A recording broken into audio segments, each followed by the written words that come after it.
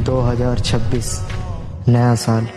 یہ نیا سال پارٹی کے لیے نہیں آیا، یہ تمہیں جگانے کے لیے آیا ہے کہ ہم موت کے 1 سال قریب آ چکے ہیں. جو سال چلا گیا وہ صرف وقت نہیں تھا، وہ اللہ کا دیا ہوا موقع تھا جو ہم نے گوا دیا ہے. اور جو 2026 ملا ہے نا، یہ کوئی گارنٹی نہیں کہ 2027 بھی ملے گا. بہت سے نوجوان یہ سوچتے ہیں پہلے سب ٹھیک کر لیں گے، زندگی سیٹ ہو جائے، مسئلے ختم ہو جائیں، پھر اللہ کے پاس لوٹ آئیں گے.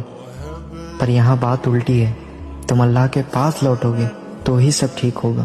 اللہ کو نوجوان کا پلٹنا پسند ہے، اللہ کو نوجوان کی توبہ بہت پسند ہے.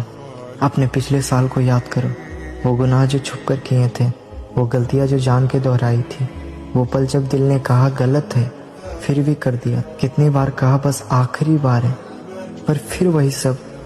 اگر اللہ معاف نہیں کرتا نا تو آج 2026 دیکھنا نصیب نہیں ہوتا ہمیں.